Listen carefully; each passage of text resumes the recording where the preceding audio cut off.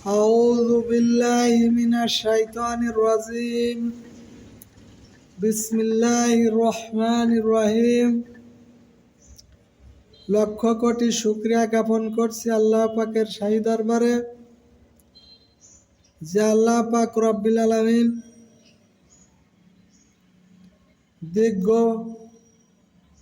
16টি বছর পর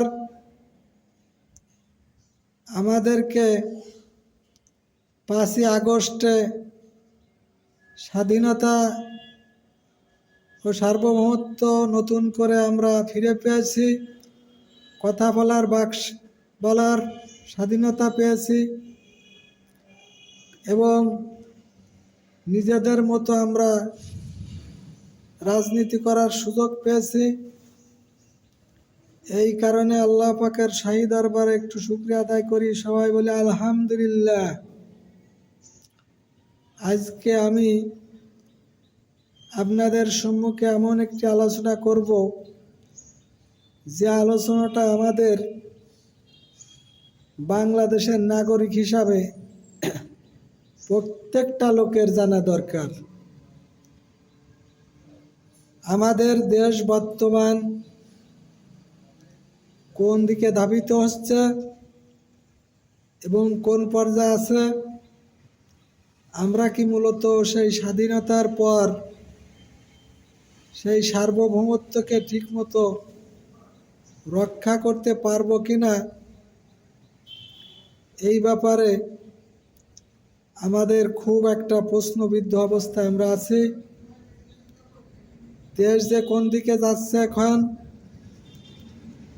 আমরা প্রত্যেকটা লোক একটু চিন্তা করলেই সেগুলো আমাদের আয়নার মতো আমাদের চোখে ধরা পড়ছে। কারণ বাংলাদেশে অনেক ছাত্র জনতার রক্তক্ষয়ের পর এই স্বাধীনতাকে খর্ব করার জন্য, প্রশ্নবিদ্ধ করার জন্য এই বাংলাদেশের বিরুদ্ধে যে ষড়যন্ত্রের জাল বুনা হচ্ছে, সেই ষড়যন্ত্রের জাল বর্তমান যারা আমরা তত্ত্বাবধায়ক সরকার নির্বাচিত করেছি তারা কতটুকু এটার মোকাবেলা করতে পারছে, এটাই আমাদের জানার বিষয়। কিন্তু দুঃখের বিষয়, এই স্বাধীনতার পর মনে করেছিলাম যে তত্ত্বাবধায়ক সরকার যারা হবে তারা দেশটাকে একটা শিথিল অবস্থায় এবং সমস্ত দুর্নীতিকে দমন করে তারা একটা সুন্দর এবং সুষ্ঠু নির্বাচনের ব্যবস্থা করবে। কিন্তু পরিতাপের বিষয়, বাজার সিন্ডিকেট সহ বিভিন্ন প্রকার আওয়ামী লীগের ষড়যন্ত্র এখনও এই তত্ত্বাবধায়ক সরকার এর মোকাবেলা করতে পারে নাই। বরঞ্চ ধীরে ধীরে সব কিছু আরও উলটপালট হয়ে যাওয়ার সম্ভাবনা হচ্ছে, যেখানে পরবর্তীতে তত্ত্বাবধায়ক সরকারগুলো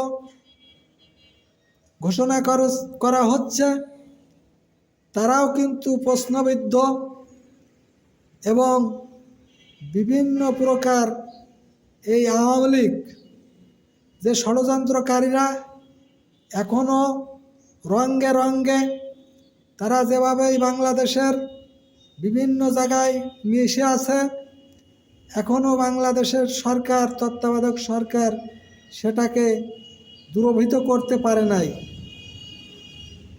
কারণ এই সরকার যেসব লোকগুলো যাদেরকে কঠোর হস্তে দমন করার কথা ছিল তাদেরকে কঠোর হস্তে দমন না করার কারণে এরা মাথাছাড়া দিয়ে এই বাংলাদেশকে একটা অস্থিতিশীলতা ভিতর ফেলতে চাচ্ছে এবং তত্ত্বাবধায়ক সরকারকেও প্রশ্নবিদ্ধ করতে চাচ্ছে। যেরকম প্রায় 1-1.5 মাস হয়ে গেল, এর ভিতর দিয়েও বর্তমান যে পরিস্থিতি, ইসকন নামক সংগঠন এরা মাথাচাড়া দিয়ে উঠেছে এবং তারা বাংলাদেশের পতাকাকেও পায়ের তলায় নিয়ে অপমান করছে এবং এই হিন্দু সম্প্রদায়ের ইসকন নামক এই সংস্থাটি, এই বাংলাদেশ বিরোধী এই দলটি এই দেশের ভাবমূর্তি নষ্ট করার উদ্দেশ্য নিয়ে তারা বিভিন্ন প্রকার ষড়যন্ত্রে লিপ্ত। এইভাবে বিভিন্ন পর্যায়ে বিভিন্ন সেক্টরে প্রতিটা রঙ্গে রঙ্গে রঞ্জিত হয়ে এই আওয়ামী লীগ ফ্যাসিবাদী সরকারের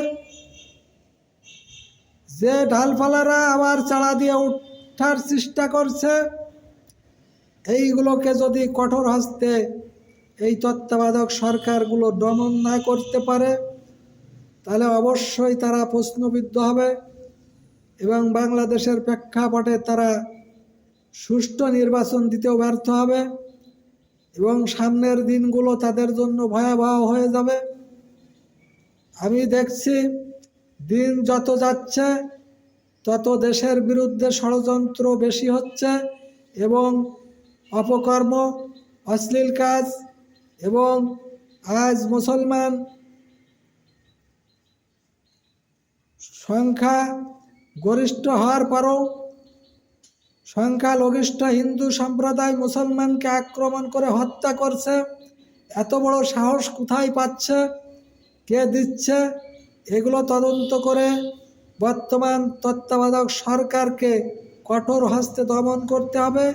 এর বিরুদ্ধে কঠিন আকারে তাদেরকে দমন-পীড়ন চালাতে হবে এবং ইসকন নামক এই সংস্থাকে পুরোপুরি বাতিল করতে হবে, বাতিল ঘোষণা করে এদেরকে উচ্ছেদ করতে হবে এবং আরও যত জায়গায় এই তত্ত্বাবধায়ক সরকারের বিরুদ্ধে, বাংলাদেশের বিরুদ্ধে ষড়যন্ত্র করছে এই আওয়ামী লীগ, তাদের বিরুদ্ধে কঠোর হস্তে এই সরকারকে পদক্ষেপ না নিলে ভবিষ্যতে এই বাংলাদেশের অবস্থা খুবই খারাপ হবে। এই কারণেই আমি বলতে চাই, এই তত্ত্বাবধায়ক সরকার সম্পর্কে যত সমালোচনা করা যাবে ততই তারা সঠিক কাজ করতে পারবে, কারণ তারা এখন বিভিন্ন প্রকার ষড়যন্ত্রের ভিতর দিন কাটাচ্ছে। এই ষড়যন্ত্রকে রুখতে হলে এই ফ্যাসিস্ট, এই স্বৈরাচারী আওয়ামী লীগের ডালপালাগুলো সব কেটে কেটে ছাঁটাই করে দিয়ে এই বাংলাদেশকে নতুন করে গড়তে হবে এবং তাদেরকে নির্বাচনে আসার সমস্ত ষড়যন্ত্রকে বানচাল করতে হবে। কারণ যে দেশের সরকার পালিয়ে যায় তার নির্বাচনের করার আর কোনো অধিকার থাকে না। এই বাংলাদেশের প্রেক্ষাপটে আওয়ামী লীগকে পুরোপুরি নিষিদ্ধ ঘোষণা করতে হবে। এটাই আমাদের এখন এক দফা এক দাবি। এই আওয়ামী লীগের সমস্ত রাজনীতি বন্ধ করতে হবে। এটা বলেই আমি আমার এই সংক্ষিপ্ত আলোচনা শেষ করলাম। আসসালামু আলাইকুম ওয়া রাহমাতুল্লাহ ওয়া বারাকাতুহু।